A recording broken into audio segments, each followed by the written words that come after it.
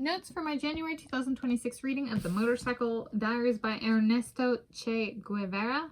Today is Tuesday, 6 January 2026, and here I, Tanis, she, her, hers of Seattle, talk through my book and reading notes for my January 2026 reading of an autobiography of South American politician Ernesto Che Guevara, covering his motorcycle journey south to north in South America in 1951 and 1952. The Motorcycle Diaries notes on Latin American journey by Ernesto Che Guevara. Initial publishing. There was a 2003 Ocean Press edition, 21st printing, 2011 paperback, ISBN in the video description. I started the book on Saturday, 3 January 2026 and finished the book on Tuesday, 6 January 2026. It took me it was 175 pages, including the appendix. It took me 4 days of reading, 50 pages Saturday, 3 January, 50 pages Sunday, 4 January, 30 pages Monday, 5 January, and 45 pages Tuesday, 6 January. And it has some pictures in here. There's a fair number of pictures in here. And it has a fair amount of information about this particular transcribed of his notes. So he actually wrote during the journey. And so there's information at the beginning of the book that kind of lays the groundwork for the story. As he preserved it as he went on this journey. And I'm covering his motorcycle journey in the spirit of his journey, as the spirit of the motorcycle carried on.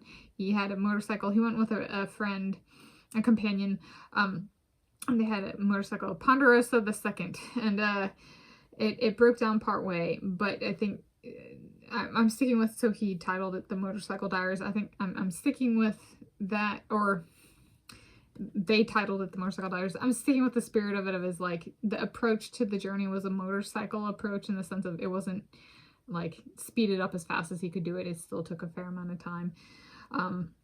And so essentially what he did, so he was a medical student, and he kind of, I would say this book is kind of like capturing him, laying the groundworks to him being a revolutionary and politician. And so he had asthma, so he's part of my asthma family, those of us who have asthma. He kind of talked to different patients, and like kind of there was respiratory people he looked up, but also people with leprosy. And so he covers that element. He also covers just kind of the vehicular journey. So after the motorcycle broke down, they would catch rides, or they try walking places. So it was kind of there was a vehicular and driver kind of component to it as well. So it stuck true to the vehicle theme, so that's why I'm keeping it as a motorcycle journey, is it's like the spirit of the motorcycle lived on even after the motorcycle bit the dust, so to speak.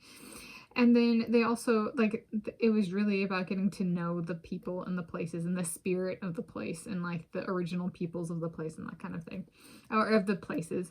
And so he started in Argentina. I think he ended in Venezuela, if I'm recalling correctly. There was a map in here. Yeah. So it ended in Venezuela.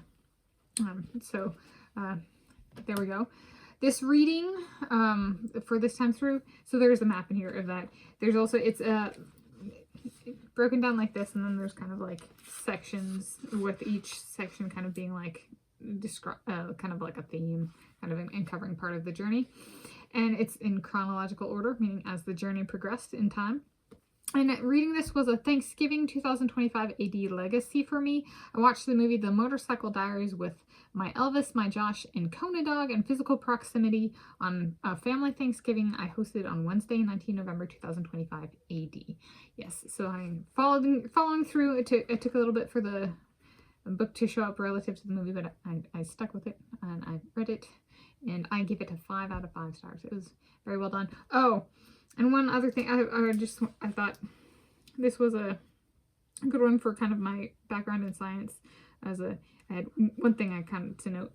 So on page 115, so quote, "The letter of introduction we had for for Dr. Hermosa turned out to be fairly useful, although in actual fact he was not the type of man who needed such a formal presentation to lend a hand."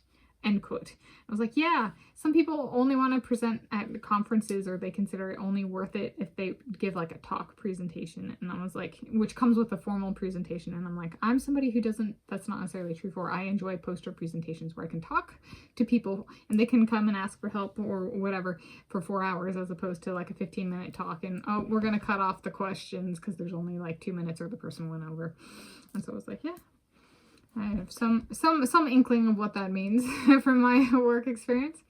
So there we go. There's our notes for my January 2026 reading of the Motorcycle Diaries by Ernesto Che Guevara.